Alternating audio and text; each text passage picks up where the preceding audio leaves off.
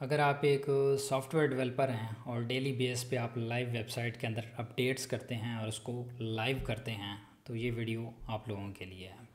सबसे पहले इसमें दो कैटेगरीज आती हैं हमारे पास। एक होती है मैनुअल अपलोडिंग डिप्लॉयमेंट और दूसरी होती है ऑटोमेटिक।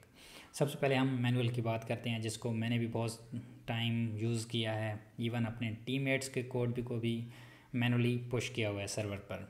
तो अब उसके अंदर क्या क्या इश्यूज़ हो सकते हैं। सबसे पहली चीज़, जिस भी फाइल के अंदर आप चेंज कर रहे हैं उसको आपने पहले डाउनलोड करना है और उसके बाद उसके अंदर चेंज करना है। Even you have a backup, अगर आपके पास बैकअप्स हैं, स्टिल आपने जिस भी फाइल के अंदर आप चेंज कर रहे हैं उस फाइल के अंदर आपने उसका पहले डाउनलोड करना है और उसके बाद चेंजिंग करना है, क्योंकि आप इंस्टेंटली उस पर वापस जा सकते हैं। जो ओवरऑल बैकअप्स हैं वो बहुत ज़्यादा ज़रूरी हैं, वो तो आपके पास होने ही होने चाहिए। इवन 24 आवर्स के बाद होना चाहिए या एवरी वीक होना चाहिए। मैं तो आपको रिकमेंड करूँगा कि 24 आवर्स के बाद आपको बैकअप लेना चाहिए। अगर ख़ुद नहीं ले सकते तो आप एक स्क्रिप्ट बना दें जो ऑटोमेटिक बैकअप उस चीज़ का लें। फिर जो भी चेंजिंग कर रहे हैं और उस फाइल के अंदर आपने चेंजिंग की, उस फाइल को आपने क्लोज़ नहीं करना जब तक आप उसकी कंप्लीट टेस्टिंग ना कर लें।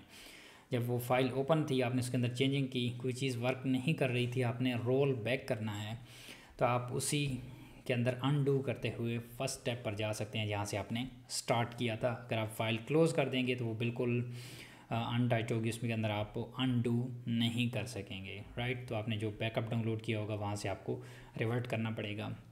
बट जो फाइल होगी इंस्टेंटली उसको आप रिवर्ट कर देंगे, क्योंकि आपकी एप्लीकेशन लाइव होती है। तो आप कुछ सेकंड्स का भी जो आपका जो टाइम वहाँ पे जा रहा होता है, जो कस्टमर को एरर फेस होगा, वो उससे भी आप बच सकते हैं।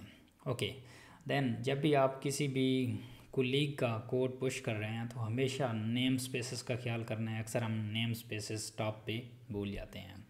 फिर आपने कोड को लाइव कर दिया, अब डेटाबेस पे वो डिपेंड था, उसके अंदर कोई कॉलम था, तो आपने एक स्टेजिंग इन्वायरमेंट बनाना है ताकि आप इस चीज़ को ईज़िली पुश कर सकें वहाँ पे और विदाउट एनी हेजिटेशन उसकी टेस्टिंग कर सकें।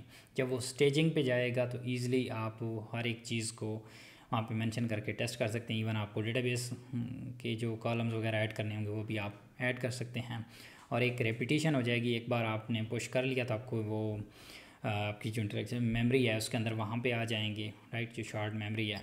और देन जब आप आप कर रहे होंगे स्टेजिंग से प्रोडक्शन सर्वर पर, तो वहाँ पे वो ज़्यादातर कॉन्सेप्ट आपके मेमोराइज होंगे और आप इज़िली प्रोडक्शन सर्वर पर सेव टू एंड अप्लाई कर सकते हैं। बट स्टिल एरर के चांसेस बहुत ज़्यादा होते हैं जब आप मैनुअल डिप्लॉयमेंट कर रहे होते हैं। तो मैं आपको रिकमेंड करूँगा कि ऑटोमेटिक डिप्लॉयमेंट पे शिफ्ट हो जाएं। ऑटोमेटिक डिप्लॉयमेंट से क्या होता है कि जिस तरह से आपका कोड आपके लोकल पे चल रहा है, सेम आप इसी कोड को पुश करते हैं गिटहब पर, और गिटहब उसी कोड को सारा जितना भी अपडेटेड कोड होता है उसको लाइव सर्वर पे पुश कर देता है। तो उसमें ना नेम स्पेसेस के इश्यूज़ रहते हैं, ना उसके अलावा कोई आपने ट्रेड टॉप पे ऐड करनी होती है, उसके भी इश्यूज़ नहीं रहते। इवन कोई न्यू फाइल आपने क्रिएट की है तो वो भी ऑटोमेटिकली अपलोड हो जाती है। जो आपकी .env फाइल होगी, इनको आप रिस्ट्रिक्ट कर सकते हैं, इनके अंदर बाय डिफ़ॉल्ट भी लार्वल चेंजेस नहीं करता। या इसके अलावा कोई ऐसे फ़ोल्डर जो बहुत ज़्यादा टाइम लेते हैं, जिस तरह से वेंडर का फ़ोल्डर, उसको आप स्किप कर सकते हैं कि वो उसको टच भी ना करे। देन स्टोरेज, जहाँ पे आपकी बहुत सारी अटैचमेंट्स पड़ी होती हैं, उसको भी टच ना करे, क्योंकि वो लाइव सर्वर की चीज़ें होती हैं। तो उनको आप प्रिवेंट कर सकते हैं। वहाँ पे जो ऑटोमेशन की आपकी जो स्क्रिप्ट होती है उसके अंदर वहाँ से उनको एक्सक्लूड कर सकते हैं। इवन उस ऑटोमेटिक के अंदर आप वहाँ पे मेंशन कर सकते हैं कि जो आपके एग्जिस्टिंग फ़ोल्डर्स हैं उनको वो डिलीट ना करें, जस्ट अपडेट करें। तो इस तरह से आप अपने आप को सेव कर सकते हैं जब आप डिप्लॉयमेंट कर रहे हों, क्योंकि जब आपकी साइट्स लाइव होती हैं आप कोई भी रिस्क नहीं ले सकते, राइट। जब आप ऑटोमेटिक डिप्लॉयमेंट को टेस्ट भी कर रहे हैं तो पहले स्टेजिंग एनवायरनमेंट टेस्ट करना है और उसके बाद लाइव पे मूव करना है। आई होप ये टिप्स आपको हेल्प आउट करेंगी। आपका डिप्लॉयमेंट के रेलेवेंट क्या एक्सपीरियंस है, क्या आप मैनुअली डिप्लॉय कर रहे हैं, क्योंकि जब आपकी एप्लीकेशन लाइव होती हैं तो आप फुल एप्लीकेशन को डिलीट करके दोबारा से ऐसे नहीं कर सकते। तो आप इस चीज़ को कैसे टैकल करते हैं आपने भी शेयर करना है। Maybe it's add some values into my career too. So thank you so much. और अगर इस तरह की वीडियोज़ और चाहते हैं तो इस चैनल को सब्सक्राइब कर लें ताकि आप लोगों को वो न्यू वीडियोज़ भी मिलें। अगर आपका एक्सपीरियंस नहीं भी हुआ तो आपको उसको लर्न करने का मौका मिले। So I'll see you guys in the next one. Bye bye.